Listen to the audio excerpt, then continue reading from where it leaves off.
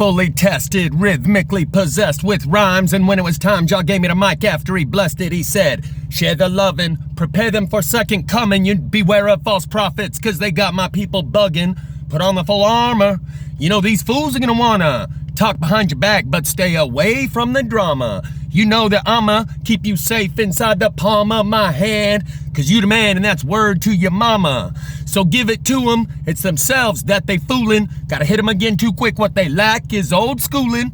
You know who's who, whether or not I'm talking to your crew. It's up to you to keep it true, enough respect due. With every word you poison my mental concept, negative be the topic. Somebody's gotta stop it and clear their minds and continue to come alive. Cause he love, we love, bring it back, come rewind. Links into the description.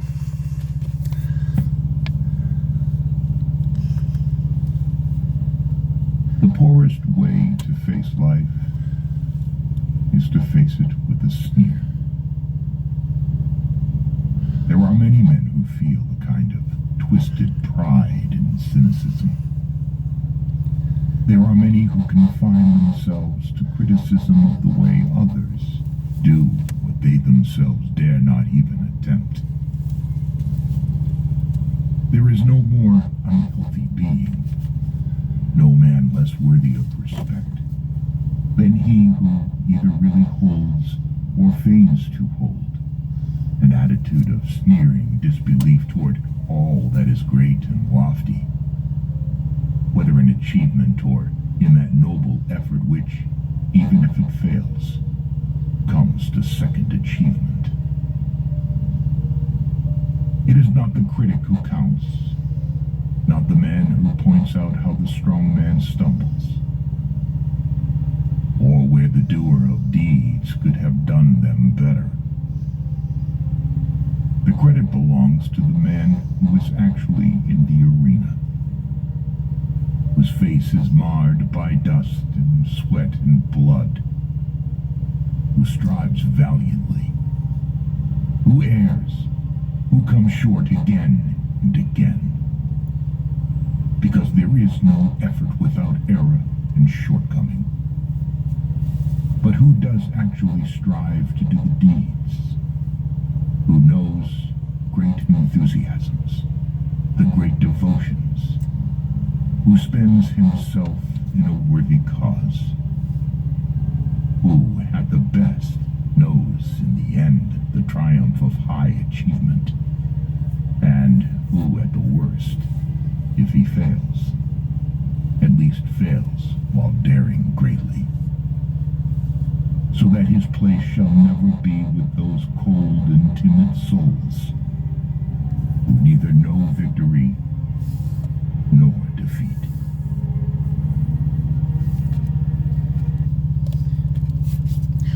With that, we're gonna do a one-time operation here, and it's time to thin the herd. So when this person made the comment on live plasma, 2 more firefighters armed with the white hot sword of truth, that you should check where it started for a burnt cigarette butt, I replied with all seriousness, no sarcasm, do you truly believe this could have been started by a cigarette butt? And they would not reply. And so I clicked on their icon, and it appears they've put 53 other comments on this channel. And here's the most recent 3. Referring to the demon-possessed plasma fire denier, it's easy to rake into small piles and burn to stop wildfires. Check where the fire started for a burnt cigarette butt. And looks like someone's trying to deliberately set fires along the road. We've eliminated that as a possibility a long time ago. This person's obviously a troll. No doubt about it. They don't believe the things they're saying. They're trying to elicit a reaction. So I'm gonna be erasing comments from now on and potentially just starting a new YouTube channel where I invite 20 or 30 people over there so the adults can have a conversation without the children and the trolls in the room. And the psychic vampires who want to use my comment section to fill the coffers of their own prana economy, because they have spiritual parasites, and I'm no longer willing to allow them to infect myself or the others within the comments section. So let's just go ahead and read this one. Dude, do you realize that you don't let other people speak and express their views? You can't just talk at people. That is not communication. Communication is a two-way process. Why didn't you ask the firefighter what he thinks caused the fire? As a viewer, I would be very interested in his viewpoint. And once actual communication has been properly established, you can gently point out the unusual nature of the fire and ask what he thinks about it.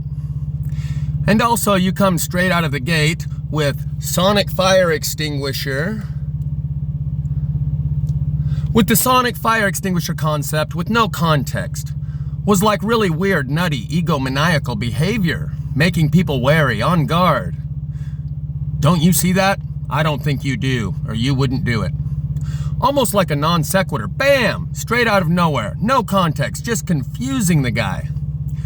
One learns a lot more or gleans a lot more by listening than talking. Also, you get people on your side and more receptive to you by listening. You are clever but frustrating. I would guess your ability to express your viewpoints as a child were thwarted by others. And others imposed themselves and their views on you and negated your viewpoints. Probably quite heavily, would be my guess. Now you overly assert your views. So even though your views might have merit, they will not be listened to, because as the communicator because you as the communicator are perceived as bombastic and even potentially dangerous. And self-preservation is more important than being receptive to any new ideas or viewpoints.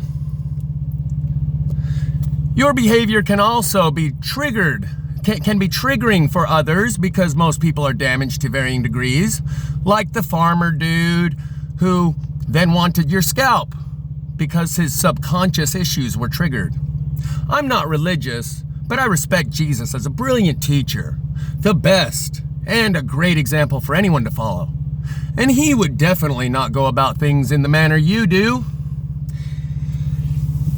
So, you cannot squeeze any more poison darts into one comment than this person attempted to. And they get some other people joining on the bandwagon, say, ooh yeah, I want that prana too, I want some of that. And they stick out both hands. And they say, on one hand, I agree with you, but on the other hand, I agree with them, and I want to collect prana in both hands. And these are psychic vampires, and I will not put up with them anymore. Not everybody can take constructive criticism, but me, Goodbye, Blue Sky, and you, Zafanik, we get it. Jeff, he'll learn someday. He can't take constructive criticism. Me and you, we get it. Them test me crew, but them can't get with this. Them on the scene talking that nonsense. Your style's been played and I'm already sick of it. You're so ridiculous, you're so ridiculous. That's the name of the song that I will link in the description, from P.O.D, Payable on Death. I've previously included that whole album called Satellite. Every song in there is inspired. The song Alive, I feel so alive for the very first time and I think I can fly, is referring to a near-death experience. In the music video, he gets hit by a car at the beginning of the music video. I'm gonna include a link to the song Ridiculous and to the whole album Satellite, where Ridiculous is in there somewhere. So I'm just gonna go blow by blow, and within 24 hours I'm gonna erase that comment that we just went over. And from now on I'll just be deleting comments, because as I've said before, the best part for me of this YouTube experience is the comment section, and I'm not gonna let psychic vampires come in here and try to fill the coffers of their own prana economy in my comment section. On that subject about the coffers, your own personal prana coffers. When you receive love from the infinite source, You don't have to engage in a given an exchange, an equal mutual exchange. Most people can't afford to show love to anyone unless that person shows love back. Otherwise, they'll empty out their own coffers. But when you're receiving love from the infinite source, you can afford to show love to people who don't show any love back to you. You've got an infinite bank account and you can spend it everywhere. So I don't suggest any of you engage with that person lest their spiritual parasites infect you. Don't engage. That's what the song says in Ridiculous. So let's just go over a couple of points. If I was selling the sonic fire extinguisher, there would have been no better sales pitch and no smoother delivery of the sales pitch than what I performed. Approaching firefighters on the scene of one of these fires, saying, hey, have you heard of this new kind of fire extinguisher? I think it might help you fight these new kind of fires. Oh yeah, and then show the details about what's new about these fires, new and different, and say that I'm sure you're seeing this everywhere you go, and everyone's real tight-lipped about it, and I don't think you're equipped to fight these new kind of fires, so this new kind of fire extinguisher might be the solution. By the way, in that video, Pump Up the Bass to Douse the Blaze, where they point a speaker at a pan with a grease fire in it and it puts out the fire, they talk about deploying swarm bots, swarm drones, in order to fly over to the place that's on fire, emit the frequencies until the ground current, the surge of ground current goes down below the threshold of ignition of the things on the surface. And then you fly the drones away. But like I told that firefighter, it's like those trick candles. When you put them out, you blow them out and they just pop right back up, and you blow them out again and then they go out for a second and then they light up again. Quick story about another couple firefighters. When I first started driving Uber in 2018, right after the fires in California, I went and picked up a couple National Forestry Service firefighters from the airport, or I picked them up from the airport. Because they were saying, we didn't even expect to be in Utah today. They just tell us, hey, we're getting on a plane going to Utah earlier this morning. We're like, okay. And they ship us all around the country to wherever we're needed in the moment. There's two of them in the back seat. And this is in 2018, before I'd become a 3-year degree holding expert on the subject. And I said, either you guys notice anything weird about these fires? And you can see the difference between both of them. One of them, it's almost like it got silent for a minute and they both kind of looked at each other or something. One of them says, yeah, the aspens are burning, but the shrubbery in between isn't. And the other one immediately chimes in and recites the mainstream narrative. Well, it's not necessarily flames, like when it burns a house, it's not necessarily that the flames come up and lick the side of the house. It's embers that fly in the wind and land on top of the house. And so I could see one of these guys is using his own eyes and his own information processor and saying, yeah, there's something weird about these fires. The aspens are burning and the shrubbery in between is not. That was in 2018. And when the other one chimes in, like Snopes, no, it's the embers. It's not, just watch CNN, they'll tell you. I could see one of them wants to talk about the truth and the other one does not. And so that's when I just shut up about it and drove them to their location. This was still 2018, before I was an expert on the subject matter. When I approach those firefighters, I understand my role in this.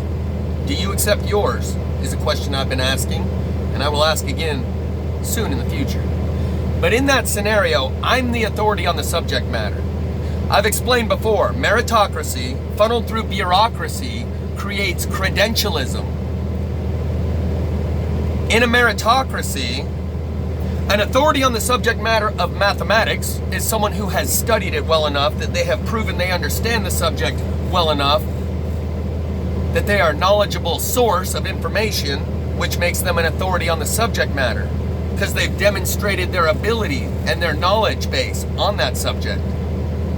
But when you funnel meritocracy through bureaucracy to create credentialism, the guy wearing the uniform with a badge that says, I'm a mathematician, doesn't know shit. compared to me on this subject matter. That's what makes me the authority on the subject matter based on meritocracy. And they're the firefighters. I'd like to hear what they have to say, because they're the authorities on the subject matter based on the bureaucracy that issued them the credential, the uniform, and the badge. And the information I gave them may save their lives, may make them reconsider whether or not you want to continue being a firefighter, since you know, or you will soon if you visit my YouTube page, and they're the ones out there in the field. So to say it's a total non sequitur, out of left field, maniacal, random, bizarre, egotistical behavior. No, this is what they do every day. And offering a solution to a problem which I know they don't have a solution to, and explaining how I understand that this is a type of fire you're not equipped to fight, and that you might want to look into some of this new technology for these new kinds of fires, and then showing them compressing that presentation into 2 minutes. A very large amount of information covered in a very short amount of time, as I go over the denser wood burns from the inside right next to lighter weight, more flammable material that does not burn. And then I show them the patch of grass burned on the inside, standing weeds around the perimeter. And I may have explained a couple other things, but I showed him that I know what I'm talking about, and I know what you're seeing out there all over that no one else is talking about. So here's my YouTube page, here's a potential solution, and here's the truth that no one else is talking about, that once taken into consideration may cause those firefighters to reconsider whether or not they want to continue being a firefighter. If they do continue being a firefighter, they will at least know more about how these fires work. Here's a question. Water's a conductor of electricity. Do you spray water on these kind of fires? Don't answer just yet. Just hold the question in mind for a minute.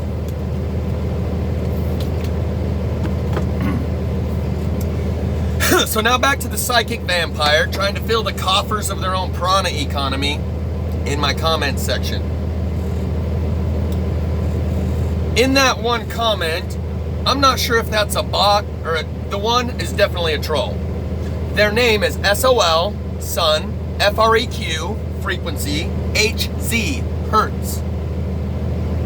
That, all three of the parts of that person's name refer to the plasma fires I'm covering. Yet they're making comments talking about, look for a cigarette butt. Someone's trying to start fires on the side of the road. Oh, it's just easy to stop wildfires by burning 20 small piles. Yet their name is Soul, Frequency, Hertz. That person's obviously a troll. But there's a funny Q who wanted to analyze my childhood and say, maybe you got hurt feelings as a child. Maybe that's what it is. Maybe your egomaniacal, bizarre behavior, random non sequitur out of total left field, which is exactly the opposite of what really happened there. Exactly the opposite. It's not out of left field. It's what this guy does every day. So if I were actually selling that product, that would be the perfect place to do it. And the perfect delivery system. I know I'm a good communicator. And I speak at people who know less than me. But children think that their opinion is worth as much as anyone else's. And that's what I mean by maybe going somewhere else so the adults can have a conversation. But before I do that, I'm going to just start erasing comments because I know that other people are kind of relying on this. So, the poison darts that they tried to squeeze into that comment are analyzing my childhood. All the words like egomaniacal, blah, blah, blah, non sequitur.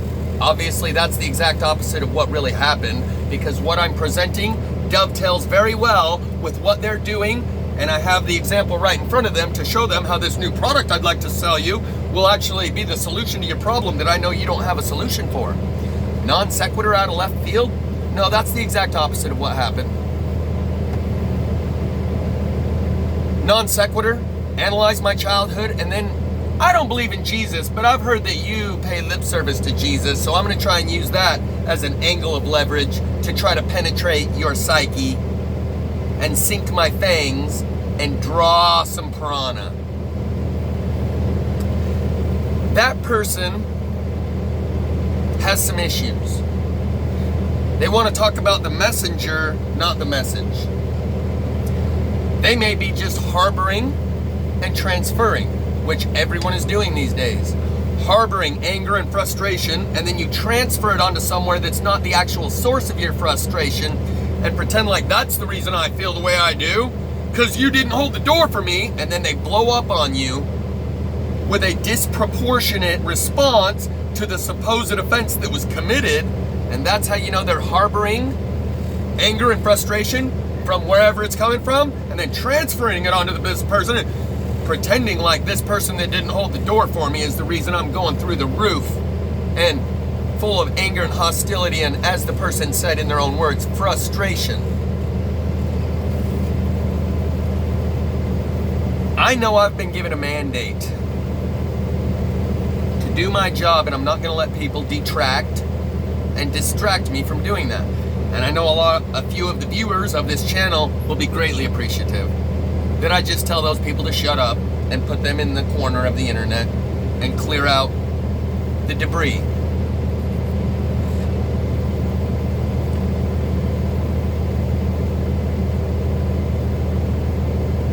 I'm watching this dove fly in. So that's what I'm gonna have to do. And some people's automatic response would be like, oh, what are you just gonna create an echo chamber where only people who agree with you get to comment? Call it what you will. I'm secure enough in my own self-image that I don't let shit like that affect my self-image, but that's clearly what it was designed and intended to do, and that person's inner emotional turmoil, disguised as constructive criticism, is just them spewing their venom, trying to offload some of that negative energy that they're full of. And then you get someone else join in, and other people join in on the bandwagon, talking about, yeah, some people just can't handle constructive criticism. What was it you constructed? I refer now back to the man in the arena. You didn't construct anything. Oh, I helped Jeff improve himself. I helped him see where he's falling short. I helped him see that his childhood is affecting his behavior. You clearly got issues. You need therapy. Not in my comment section anymore. And then someone else is like, ooh, yeah, I want me some of that prana. I agree with you. That was a very good comment. And some people just can't accept your constructive criticism. But I agree with him, too. Holding out both hands to try and fill the coffers of their prana economy. Like I said, when you're receiving directly from the infinite source, you can afford to show some love to people that don't show any love back. And it doesn't empty your bank account. Your vessel is still full. And you can keep giving to people who don't give back. Most people deal in the prana economy of mutual exchange. I can only show love to someone who shows love back to me. Otherwise, I'll end up bankrupt. Spiritually bankrupt. And that's what that is in the comment section. You're just morally grandstanding, you're virtue signaling, and trying to receive praise from someone else for, excuse me everyone, I've appropriately pointed out the real bad guy. It's not the gentleman on his four-wheeler just trying to manage his land. No, it's Jeff over here. He acted inappropriately, and the guy on the four-wheeler, yeah, he just responded as anyone would.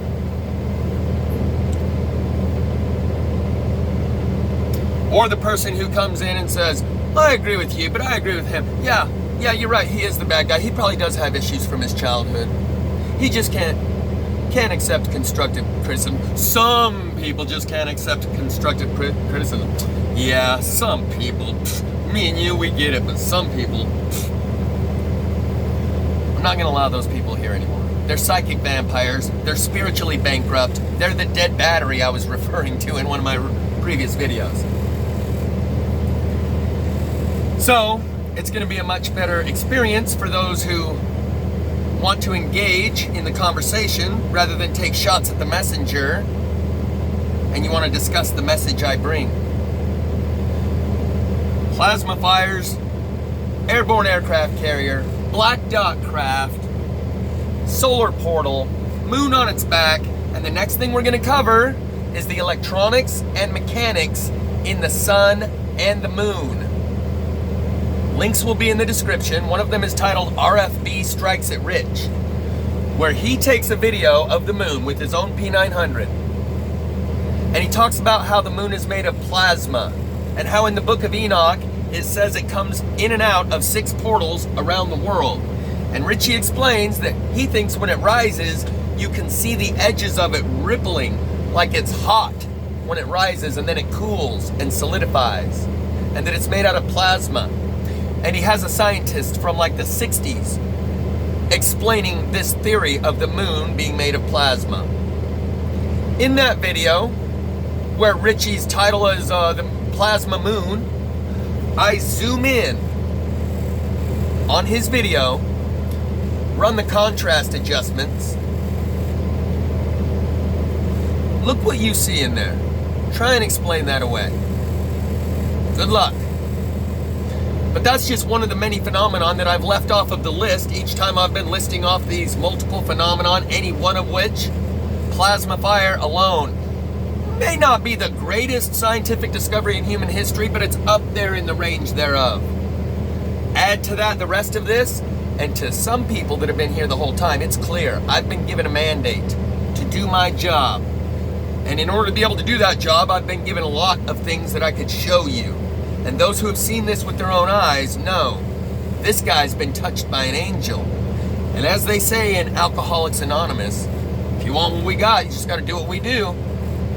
If you want what I got, just do what I did. And I've told you quite a few times what that is, but you don't hear me mention it often because so many people have taken God's name in vain, or at least the name of Jesus Christ, that as soon as you say that, people tune out. They think you're one of these hypocrites who pay lip service to ideas that they don't actually live by, who take a hardline stance on things they don't understand because it's easy for a soft-minded person to recite a few words and go, Jesus, Jesus.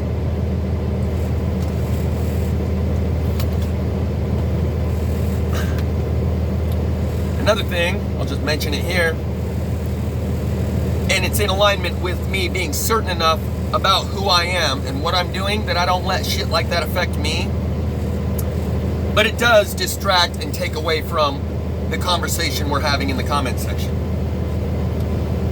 Because I have such a solid foundation of a long-running track record of doing the right thing when it really matters, it is only because of that that I trust the spirit that's contacted me, said, hey, I want to help you.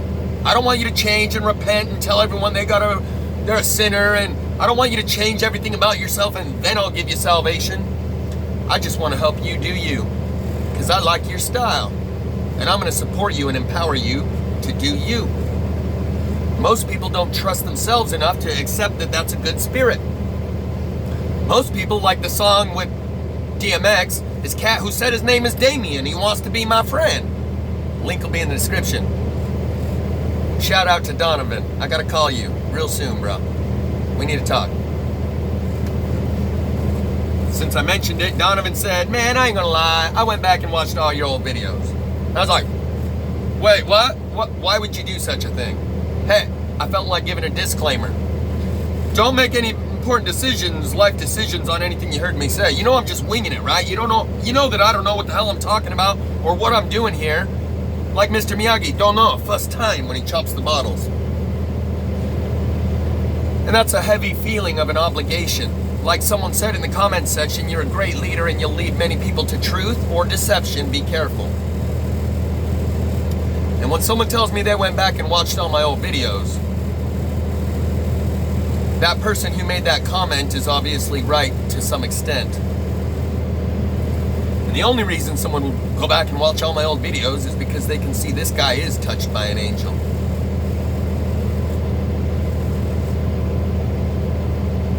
So the only way I trust myself to take this role, even though I might lead some people into deception, is the same reason I trust the spirit that wants to help me, because I have a lifelong track record of doing the right thing when it really matters. And so most people, if they got touched by an angel and the angel didn't want them to change everything and be better and do different and just wanted to help you do you, I'm going to support you and promote you and empower you and uplift you. Just keep doing what you do. Do what you like to do. Just do what you like to do. Keep doing what it is that you like to do. Most people will be like, yeah, you're the one that my mom warned me about, aren't you? Because they don't trust themselves enough that if a spirit said, I just want to empower you to keep doing what you're doing, they'd be like, wait a minute, you're Satan, aren't you? Yeah, you're trying to offer me. Yeah, because they don't trust their own track record well enough and their own senses. And this God, this spirit that I follow, does not want me to abandon my own senses. It wants me to question every impulse or instruction I get from it, run it through my own principles that I've ran my life by up until this point, and if anything conflicts, don't go along with it. Like when Isaac was asked to kill his son Jacob, and he was about to do it. And then the spirit said, no, hold on, there's a goat. Go kill the goat instead. You were supposed to say, no, I won't do that. It was an obedience test. Because if you're that obedient that you'll do shit like that, I know the next spirit will also be able to instruct you, and you have no base principles of your own, personally meaningful, personally relevant morals and ethics and standards by which you live your life are far more effective at creating a good person than a prepackaged set. It's the difference between a business owner and a company driver. An owner-operator of one of these trucks in any business. The owner works 16-hour days. A company employee comes and goes for 8 hours and does as little as possible while they're there. The other day, I drove this truck with a hole in the front tire, steer tire, 13 miles to the repair shop, pulling over every couple of miles to re-air up my own tire. And it occurred to me, the dispatcher would never even be able to ask a driver to do what I did. The only person you're going to see that kind of a performance out of is someone who does it of their own volition, of their own free will, like an owner of the company, who will go so far above and beyond and spend every minute of every day contributing all of their time, effort, and energy and resources toward this thing because they are the owner of this business. They put everything they have into it. That's why they convinced us, this land is your land, this land is my land, and we beat the British Navy, the strongest military force on the face of the planet, with a ragtag band of guys with muskets. Yeah, we did it with grit. So now we think that we're the owner of this land, not a vassal state of the empire, of the British Empire. Once you believe you're an owner rather than just a slave or a serf, the performance that you put out is unlike a company employee. An owner-operator of one of these trucks, no one can crack the whip on you as hard as you're willing to crack the whip on yourself. No dispatcher could ask you to drive a truck with a flat front tire and just pull over every couple miles and air up the tire. You can get it to the repair shop instead of having us call out the repair guy to you. You're not going to get that kind of a performance out of a company driver, typically. The only kind of person you're going to see that kind of a performance out of is someone who is so personally invested that they put everything they got into it. Likewise with morality and ethics. A religion is like being a company employee. Someone who developed their own personally relevant, personally meaningful set of standards, ethics, and behaviors underlying priorities that create the principles, and the principles that create the standards of behavior. Priorities boil down to A or B. Which is more important to you? Well, I want both. Well, you have to pick which is more important. A or B, priorities. Your whole life and every decision you made can be boiled down to ones and zeros. The priority is the underlying thing. Principles are your priorities turned into a sentence or two that represent your priorities. In general, they can be applied to any situation. Standards are the specific application of those principles to a situation you find yourself in.